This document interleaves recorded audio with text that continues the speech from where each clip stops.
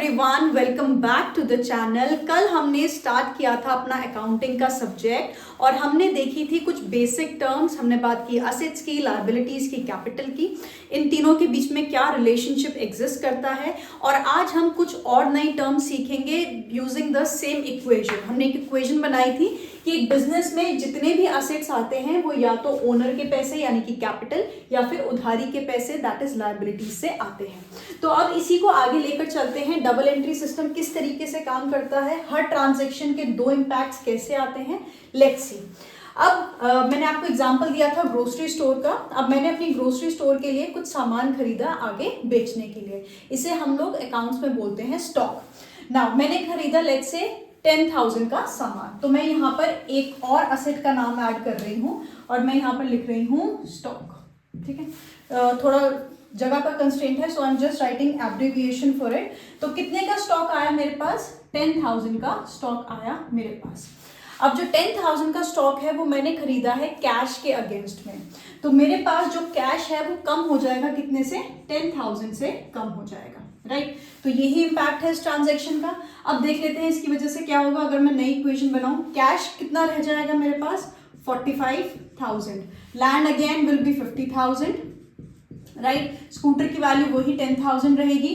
Furniture will be 5,000, rack will be of 10,000 rupees and now business has a stock of rupees 10,000।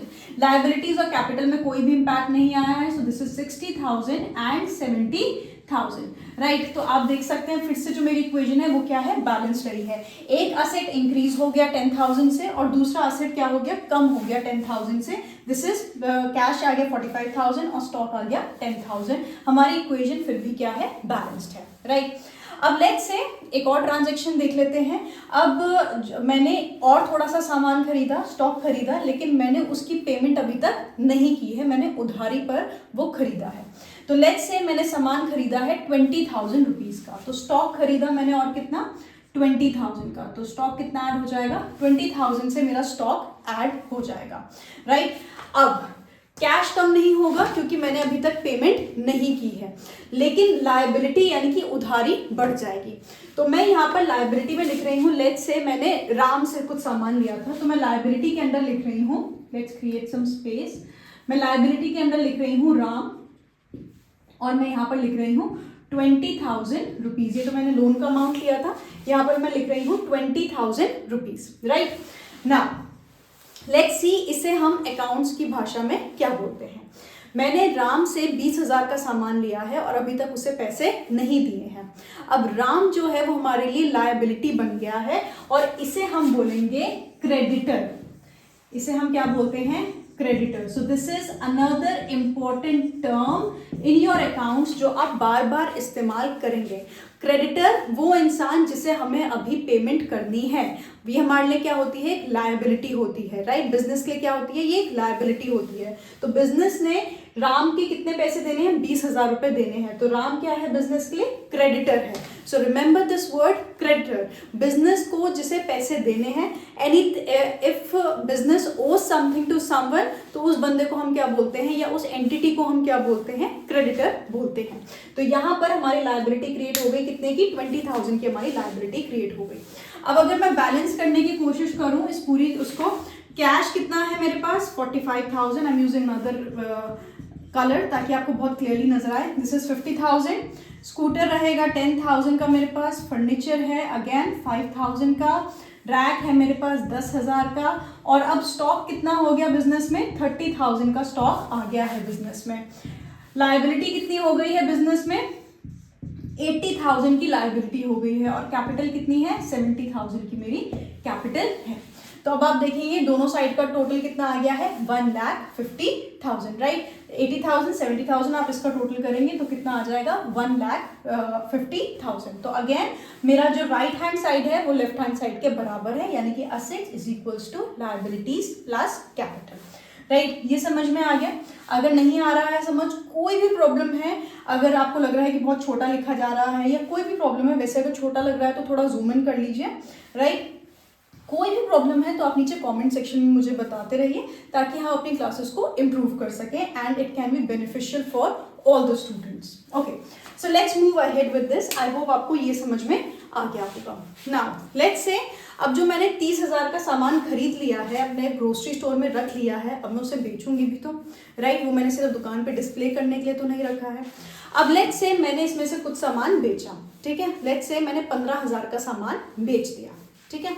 Now listen very carefully, 15,000 का सामान बेचा है। अब 15,000 में खरीदा था ये तो ज़रूरी नहीं है ना, मैं आपको क्लियरली बता रही हूँ कि मैंने वो सामान 10,000 का खरीदा था और 15,000 में मैंने उसे क्या किया, बेच दिया। तो 5,000 का मेरा क्या है, मुनाफा है। 5,000 का क्या है, मेरा प्रॉफिट है। नाउ लिसन क्लोजली, अब जो मेरा स्टॉक है वो कितने से कम हो जाएगा? 10,000 का सामान मैंने बेचा है, राइट? अमाउंट कितने का बेचा है, 15,000 का, लेकिन एक्चुअल वैल्यू उसकी कितनी थी, 10,000। तो स्टॉक कितने से कम हो जाएगा, 10,000 से मेरा स्टॉक कम हो जाएगा। पहली चीज ये हो गई। ओके, उसके बाद मुझे कितने पैसे मिले हैं, 15,000 का मैंने उसे बेचा है। तो कैश कितना आएगा बिजनेस में, यहां पर आ गया ये 15,000। कैश कितना आ गया है, 15,000 कैश आ गया। और मुनाफा कितना हुआ है मुझे, प्रॉफिट कितना हुआ है, 5,000। अब बेटा जो ये प्रॉफिट होता है ये किसका होता है, ओनर का होता है। ओनर ने पैसे लगाए हैं तो जायज सी बात है, मुनाफा होगा तो भी ओनर का, नुकसान होगा तो भी ओनर का। तो जो प्रॉफिट या लॉस होता है वो किसके पास जाता है, ओनर के पास। और ओनर के पैसे को हम क्या बोलते हैं, कैपिटल बोलते हैं। तो 5,000 रुपए कहाँ पे ऐड हो जाएंगे, हमारी कैपिटल में ऐड हो जाएंगे, ठीक है? कहाँ पे ऐड हो जाएंगे, हमारे 5,000 हमारे ऐड हो जाएंगे हमारी कैपिटल में। अब देख लेते हैं इसका क्या इंपैक्ट आएगा हमारी पूरी इस इक्वेशन पर। चलिए, कैश कितना आ जाएगा मेरे पास, 60,000। 45,000 प्लस 15,000 विल गिव अस 60,000। उसके बाद लैंड 50,000 पर ही है, स्कूटर 10,000, फर्नीचर 5,000, रैक 10,000। अब स्टॉक कितने का बचेगा इस ट्रांजैक्शन के बाद, 20,000 का, क्योंकि टोटल स्टॉक कितना था हमारे पास, 30,000 का। 10,000 का सामान हम बेच चुके हैं, तो अब दुकान में कितने का सामान बचा है, 20,000 का सामान बचा है। इज इक्वल्स टू लाइबिलिटी कितने की है अभी भी, 80,000, और कैपिटल कितनी हो गई, 75,000।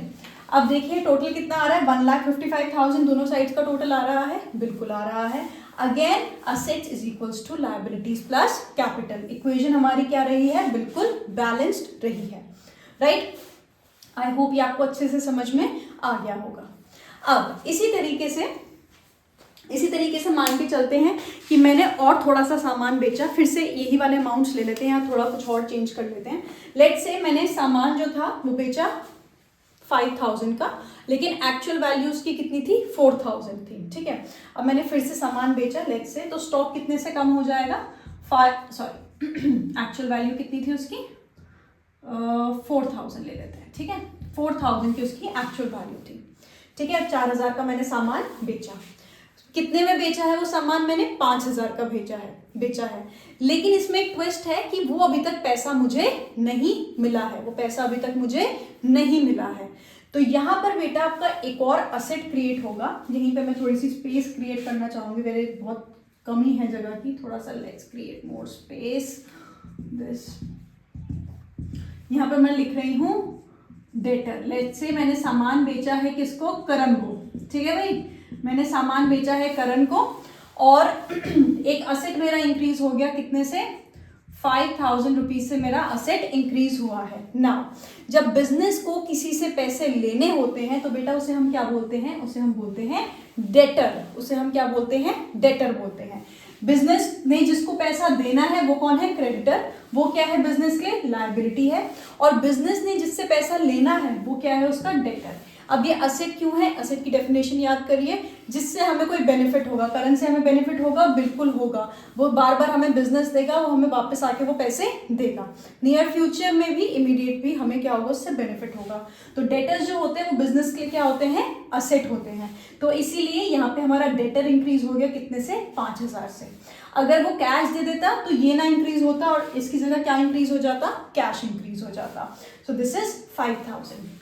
नाउ वन मोर थिंग, आपने सामान बेच दिया 5,000 का, बेशक आपको पैसा भी मिला हो या ना मिला हो, लेकिन आपको प्रॉफिट हो गया है कितने का, 1,000 का। अब ये प्रॉफिट कहाँ जाएगा, ये प्रॉफिट जाएगा आपकी कैपिटल में। कैपिटल में कितना आ गया, 1,000 रुपीज आ गया हमारा प्रॉफिट। अब देख लेते हैं कि अकाउंटिंग इक्वेशन का बैलेंस क्या होगा। ओके, 60,000 हमारा कैश, 50,000 हमारा लैंड, 10,000 बेटा के का मतलब 1000 होता है, राइट, इसे याद रखिएगा, बहुत फ्रीक्वेंटली इस्तेमाल होता है अकाउंट्स में। Then rack is for 10,000, right. अब 20,000 में से 4,000 का सामान और चला गया तो सामान कितने का बचा है, 16,000 का सामान बचा है।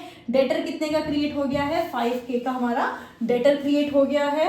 अब लायबिलिटी कितने की है, 80,000, और आपकी कैपिटल कितनी हो गई है, 75,000।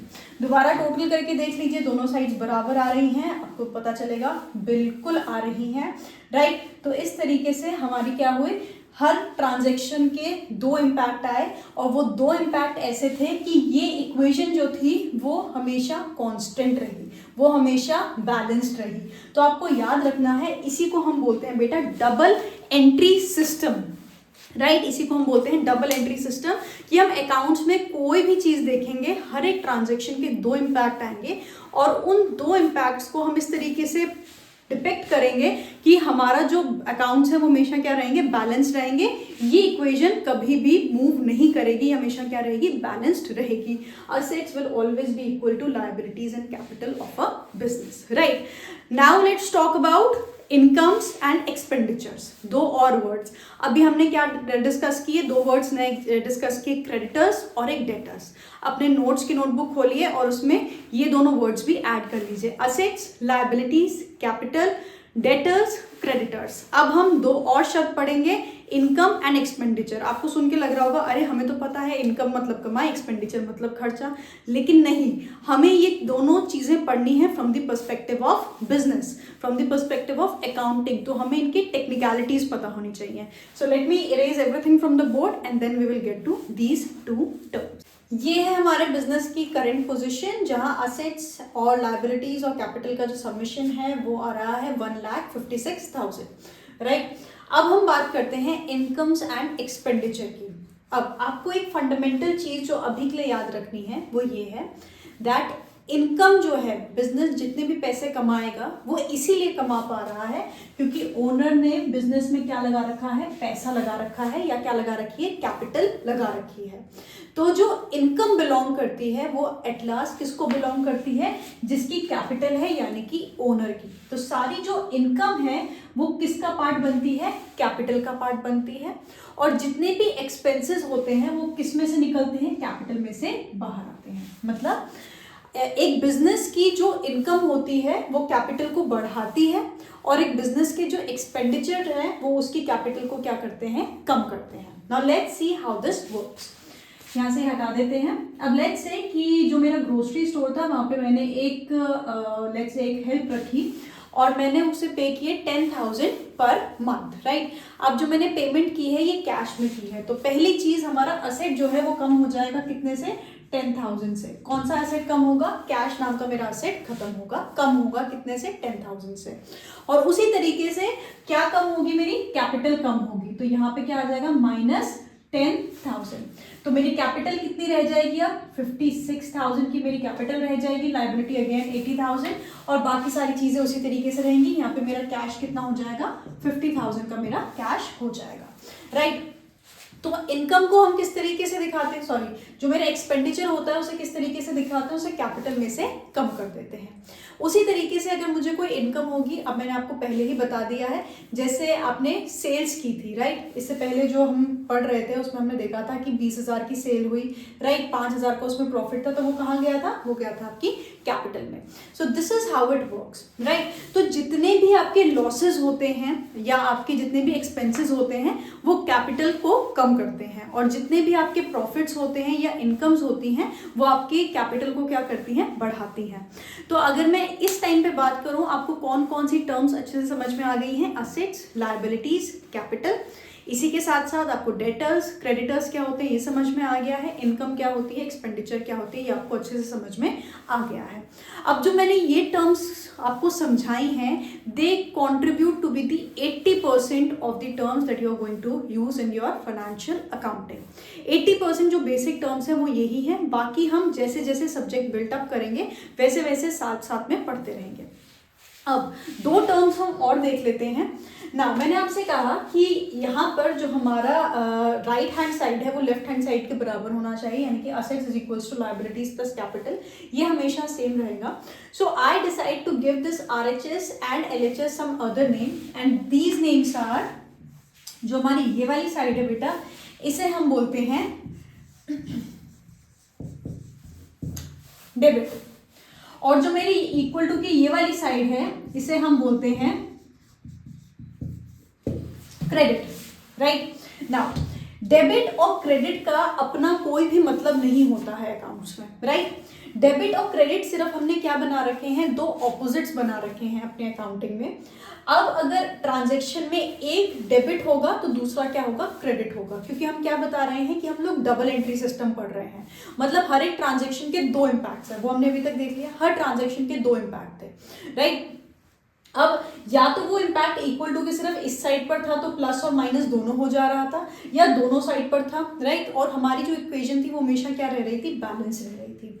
तो ये जो दो इम्पैक्ट्स होते हैं, एक इम्पैक्ट जाता है डेबिट साइड पे और दूसरा इम्पैक्ट जाता है क्रेडिट साइड पे। तो अगर मैं इस तरीके से कहूं कि ये वाला साइड है डेबिट और ये वाला साइड है क्रेडिट, तो ये गलत नहीं होगा। Now let's make it more clear. अब बिजनेस में जब भी असेट्स आएंगे, इंक्रीज होंगे, तो उसे किससे दिखाया जाता है, उसे बोला जाता है डेबिट, उसे हम लोग क्या करते हैं, डेबिट करते हैं। वेयर एज बिजनेस में से जब भी कोई असेट बाहर जाएगा यानी कि कम होगा, तो ऑब्वियसली बात है जस्ट ऑपोजिट हो जाएगा, क्या करेंगे हम, उससे करेंगे क्रेडिट, ठीक है। उसी तरीके से बिजनेस में अगर कभी भी लायबिलिटीज और कैपिटल इंक्रीज होगी, मतलब बिजनेस उधारी लेगा या ओनर बिजनेस को कुछ पैसे देगा, कैपिटल इंक्रीज होगी, तो वो कहाँ जाएगा, क्रेडिट में जाएगा। And just opposite of this, अगर बिजनेस की लायबिलिटी यानी कि उधारी कम होगी या बिजनेस की कैपिटल कम होगी, तो वो किस साइड चला जाएगा, डेबिट साइड पर चला जाएगा। तो यहां पर मैं आपके लिए एक टेबल बना रही हूं, this is debit, this is credit, right. अब इस डेबिट के नीचे मैं सबसे पहले लिख रही हूं असेट्स, ठीक है, और इसके नीचे मैं लिख रही हूं लायबिलिटीज एंड कैपिटल, ठीक है, लायबिलिटीज एंड कैपिटल। अब असेट्स जब भी आएंगे बिजनेस में यानी कि इंक्रीज होंगे, उन्हें हम क्या करेंगे, डेबिट करेंगे। असेट्स जब भी बिजनेस में से कम होंगे तो हम उन्हें क्या करेंगे, क्रेडिट करेंगे। Making some sense? Now liabilities जब भी इंक्रीज होंगी बिजनेस में, या कैपिटल जब भी इंक्रीज होगी बिजनेस में, तो उसे हम क्या करेंगे, उसे हम करेंगे क्रेडिट। एंड वाइसी वर्सा, जब बिजनेस में से लायबिलिटी कम होगी या कैपिटल कम होगी, तो हम उसे क्या करेंगे, डेबिट करेंगे, राइट। बहुत सिंपल एक्सप्लेनेशन है। मैंने अकाउंट्स में कहा हम लोग डबल एंट्री सिस्टम फॉलो कर रहे हैं, एक साइड को नाम दे दिया हमने डेबिट, दूसरे को नाम दे दिया क्रेडिट। अब यहाँ पे अगर एक के बढ़ने को हम डेबिट कह रहे हैं तो दूसरे के उसके घटने को क्या कहेंगे, क्रेडिट कहेंगे। इसी तरीके से इन दोनों के बढ़ने को अगर हम क्रेडिट करेंगे तो इनके घटने को हम क्या करेंगे, डेबिट करेंगे। अब बात कर लेते हैं दो और टर्म्स की, इनकम्स और एक्सपेंसेस, जो अभी हमने देखे थे। अब मैंने आपको बताया कि इनकम या प्रॉफिट या गेन हमारी कैपिटल को क्या करता है, बढ़ाता है, राइट। उसी तरीके से लॉस, एक्सपेंस, राइट, ये हमारे कैपिटल को क्या करता है, घटाता है, राइट। ये मैंने भी आपको समझाया कि इनकम, प्रॉफिट्स और गेन से हमारी कैपिटल क्या होती है, इंक्रीज होती है। जाहिर सी बात है, आप कोई भी बिजनेस करने बैठे हैं, आप उसमें मुनाफा कमाएंगे तो आपने जो पैसे लगाए हैं वो बढ़ेंगे, और अगर उसमें नुकसान होगा तो जो पैसे आपने लगाए हैं वो घटेंगे। तो कैपिटल बढ़ती है अगर बिजनेस को इनकम होता है, प्रॉफिट होते हैं या गेन्स होते हैं। वेयर एज अगर बिजनेस को लॉसेज होते हैं या एक्सपेंसेस होते हैं तो कैपिटल क्या होती है, घटती है, राइट। ये हमें पता था। अब कैपिटल के बढ़ने को हम क्या कर रहे हैं, क्रेडिट कर रहे हैं। तो मतलब इनकम, प्रॉफिट्स एंड गेन्स भी क्या किए जाएंगे, क्रेडिट किए जाएंगे। बहुत जायज सी बात है, कैपिटल के बढ़ने को हम क्या कर रहे थे, क्रेडिट कर रहे थे। तो इनकम, प्रॉफिट्स एंड गेन्स जब इंक्रीज होंगे तो हम उन्हें क्या करेंगे, क्रेडिट करेंगे। तो यहां पर मैं एक और चीज लिख रही हूं, इनकम्स एंड गेन्स या प्रॉफिट या कोई भी चीज जब ये बिजनेस में होते हैं, जब बिजनेस को इनकम होगा, गेन होगा या प्रॉफिट होगा, तो उसे हम क्या करते हैं, क्रेडिट करते हैं। राइट। वेराज अगर बिजनेस को लॉस होगा या कोई एक्सपेंसेस होंगे तो उन्हें क्या किया जाता है, डेबिट किया जाता है, right. Now this table that you are seeing right here, these are your golden rules of accounting. इन्हीं गोल्डन रूल्स ऑफ अकाउंटिंग को जब टेबल फॉर्म में लिखा जाता है, ये मॉडर्न अप्रोच कहलाता है ये गोल्डन रूल्स ही। बाद में मैं आपने गोल्डन रूल्स पढ़ लिए होंगे, I am very much sure, तो मैं बाद में आपको रिलेट करके बता दूंगी कि गोल्डन रूल्स ही कैसे इंटरप्रेटेड है। ये एक मॉडर्न तरीका है गोल्डन रूल्स को दिखाने का। So this is the soul of the subject. जो मैंने आपको टर्म समझाए और जो ये डेबिट और क्रेडिट का लॉजिक है, ये हमारे सब्जेक्ट की जान है, ये हमारे सब्जेक्ट की सोल है। अगर हमें ये समझ में आ गया तो मतलब हमारा जो कंसेप्ट बिल्डिंग है वो एकदम बढ़िया से हो चुका है। और आगे आने वाले लेक्चर्स में हम जितनी भी चीज़ें समझेंगे, हम अगर इससे रिलेट करके समझेंगे तो हमारा पूरा सब्जेक्ट हमें क्लियर होता जाएगा, समझ में आता जाएगा। नाउ अगर आपने इससे पहले वीडियो नहीं देखी थी वो भी देख लीजिए। अगर आपको ये कंसेप्ट्स ऑलरेडी आते हैं तो वीडियो को फास्ट फॉरवर्ड करके स्पीड इंक्रीज करके देख लीजिए। कहीं पे कुछ क्लियर नहीं है तो जूम इन कर लीजिए। कोई भी टेक्निकल प्रॉब्लम है, कैसी भी अगर आपको लगता है बहुत सिली है, फिर भी नीचे कमेंट सेक्शन में मुझे बताइए, so that I can clarify it. और नेक्स्ट लेक्चर होगा अबाउट डेफिनेशन, ऑब्जेक्टिव, जो आपका थ्योरेटिकल कॉम्पोनेंट है। आई होप आपको ये बेस पूरा अच्छे से समझ में आ गया होगा। Thank you so much for watching. अगर पसंद आया हो तो लाइक करिएगा, अपने दोस्तों से प्लीज़ शेयर करिएगा ताकि रीच बढ़े और मुझे भी मोटिवेशन मिले to make new videos. Thank you so much.